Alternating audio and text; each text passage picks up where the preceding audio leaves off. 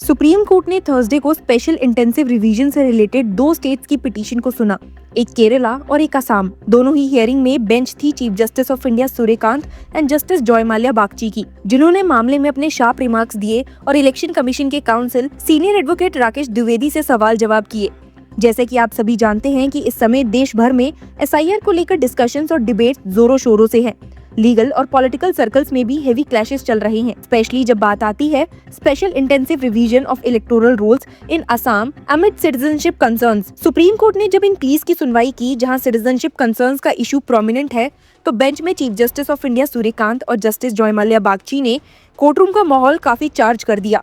ये हेयरिंग सिर्फ एक टेक्निकल या प्रोसीजरल मैटर नहीं थी, बल्कि पूरे देश के इलेक्टोरल डेमोक्रेसी के दिल को टच कर रही थी कि कैसे डिसाइड होता है कि कौन वोट दे सकता है और कौन नहीं। सीनियर एडवोकेट राकेश द्विवेदी, जो ईसीआई की तरफ से अपेयर कर रहे थे, उन्होंने कोर्ट से क्लियरली कहा, election shall be held on the basis of adult suffrage. There are three distinct limbs that together constitute the concept of adult suffrage. At the very registration, unless these three conditions are satisfied, one will not be entitled to be registered as a voter. अगर किसी को proper reasoning के through citizen नहीं माना जाता और फिर भी इंक्लूड कर दिया गया, तो ये कॉन्स्टिट्यूशन के अगेंस्ट होगा।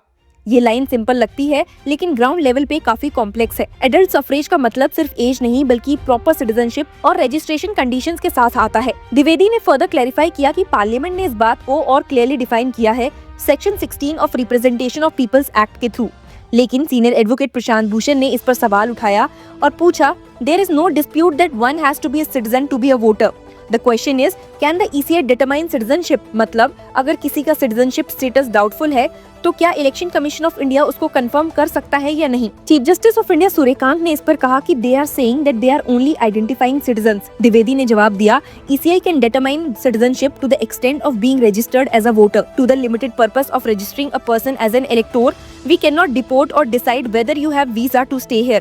This is not our work. ये बात काफी इम्पोर्टेंट थी, क्योंकि इससे क्लियरली समझ आता है कि एसआईआर प्रोसेस में ईसीआई का काम सिर्फ वोटर रजिस्ट्रेशन तक लिमिटेड है, ना कि किसी को डिपोर्ट करना या वीजा स्टेटस डिसाइड करना। सीजीआई ने एक हाइपोथेटिकल सिचुएशन फ्रेम किया कि अगर कोई पर्सन एडमिटली नॉन सिटीजन है और इलेक्शन से पहले अप्लाई करता है that I want to be a citizen to vote, तो आप अथॉरिटी नहीं होंगे। आप सिर्फ इंक्वायरी करेंगे कि वो सिटीजन है या नहीं, लेकिन डिटर्मिनेशन नहीं करेंगे। अगर कोई पर्सन कहता है that I am a citizen, आपके पास राइट है इंक्वायरी करने का कि वो जेन्युइन सिटीजन है या नहीं। क्या आप यही कहना चाहते हैं? तो इस पर ईसीआई की काउंसिल राकेश द्विवेदी ने कंफर्म किया that yes, that is my submission. Hearing में एक और इंटरेस्टिंग एंगल तब उठा जब द्विवेदी ने 2003 के वोटर लिस्ट का रेफरेंस उठाया।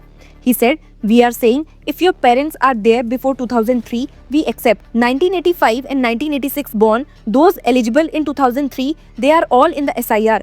हम कंसर्न कर रहे हैं उन लोगों के लिए जो 2005 में 18 ईयर्स कंप्लीट कर रहे हैं। जस्टिस बागची ने इस पर क्वेश्चन किया कि पोस्ट 2003 वोटर्स को एक्सक्लूड करना फेयर है। Arguments of the petitioner is that if my name appears in 2003 voters list, there is a presumption that I am a citizen. तो द्विवेदी ने रिप्लाई किया कि ये पॉइंट सेपरेटली एड्रेस करेंगे। एडवोकेट भूषण ने एम्फसाइज किया कि ईसीआई का अपना 2003 गाइडलाइन भी कहता है that it is essentially not the job of ERO और ECI to determine citizenship, they can just flag. लेकिन जस्टिस बागची ने काउंटर किया, you election commission of India have a duty to ensure that non citizens are not on the electoral rolls. Dwivedi ने clarify किया कि हम liberal हैं। अगर किसी का 2003 से कनेक्शन नहीं है, 11 डॉक्यूमेंट्स प्लस आधार काफी है। पूरा देश अवेयर है कि फ्यूचर में ये प्रॉब्लम नहीं आएंगी। ये क्राइटेरिया सेक्शन 3 के कंसिस्टेंट है। फिर द्विवेदी ने एसआईआर के ऑब्जेक्टिव्स एक्सप्लेन किए कि are SIR was question saying कि डिजाइन ऐसा है कि लार्ज स्केल डिसएनफ्रेंचाइजमेंट होगा, लेकिन 65 लाख में से कोई वोटर पिटीशन फाइल नहीं किया गया, हाईकोर्ट में नहीं गया। सिर्फ ऑर्गेनाइजेशंस जैसे कि एडीआर, पीयूसीएल और कुछ पार्लियामेंटेरियंस ही आए हैं। हमारा काम था सिटीजंस को वोटर के रूप में रजिस्टर करना और मैक्सिमाइज करना।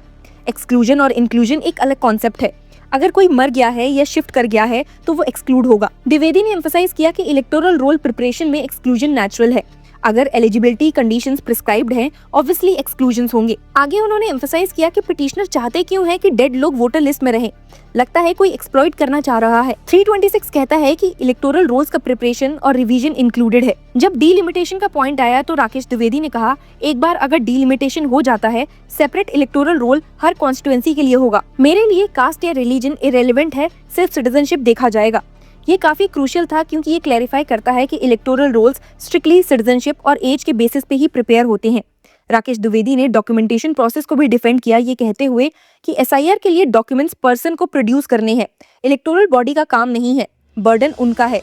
जब एयरपोर्ट या सुप्रीम कोर्ट जाता हूँ, आईडी दिखाता हूँ, राइट्स का एम्फेसिस है पर ड्यूटी का नहीं। राइट्स और ड्यूटीज इंटरट्वाइंड है। दर्शकों, ये स्टेटमेंट काफी डीप है क्योंकि ये वोटर को एक्टिव रोल और रिस्पॉन्सिबिलिटी के लिए इनकरेज करता है, ना कि सिर्फ स्टेट या ईसीआई पे डिपेंड करने के लिए।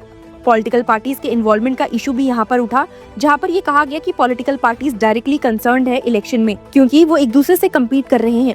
इलेक्टोरल रोल्स के लिए उनको ग्राउंड पे लोगों के डॉक्यूमेंट असिस्ट करने चाहिए। ये एक्सरसाइज कहाँ है? जस्टिस बागची ने ऑब्जर्व किया that awareness of civil rights is not proportional to economic prosperity.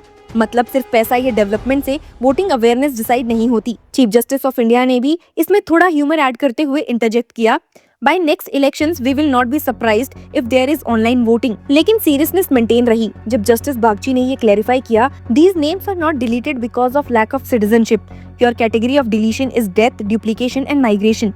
None of these are disenfranchisement. जब उन्होंने पूछा that please indicate to us has there been any category of deletion on the ground of persons being of suspected citizenship, तो द्विवेदी ने कहा है कि हम check करेंगे। चीफ जस्टिस ऑफ इंडिया ने पॉलिटिकल पार्टीज को स्ट्रॉन्ग रिमाइंडर दिया कि ये हाई टाइम है कि पॉलिटिकल पार्टीज इनकरेज करे पीपल को to exercise their right to vote. तो आपने देखा कि कैसे ये हियरिंग कभी इंटेंस कभी लाइट हार्टेड रही, लेकिन फोकस क्लियर था कि adult suffrage, citizenship verification, electoral roll accuracy और पॉलिटिकल कोऑपरेशन। कोर्ट ने ये मैसेज भी सेंड किया कि वोटर पार्टिसिपेशन और पॉलिटिकल अकाउंटेबिलिटी दोनों इक्वली इंपॉर्टेंट है। एसआईआर का मकसद डिसएनफ्रेंचाइजमेंट नहीं बल्कि मैक्सिमम एलिजिबल सिटीजंस को रजिस्टर करना है और ट्रांसपेरेंसी और डॉक्यूमेंट्स का प्रॉपर यूज जरूरी है। हियरिंग फाइनली एडजर्न हुई with chief justice of India और जस्टिस बागची के नोट के साथ कि अगला हियरिंग 20 जनवरी यानी कि ट्यूसडे को 2 बजे होगा।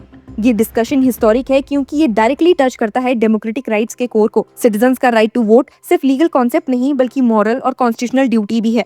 और ये हियरिंग क्लियरली डेमोन्स्ट्रेट करती है कि एसआईआर का पर्पस सिटीजन एम्पावरमेंट और इलेक्टोरल इंटीग्रिटी को सेफगार्ड करना है, ना कि पॉलिटिकल एडवांटेज के लिए मिसयूज होना। आपका इस पर क्या कहना है? Tell us and keep following us.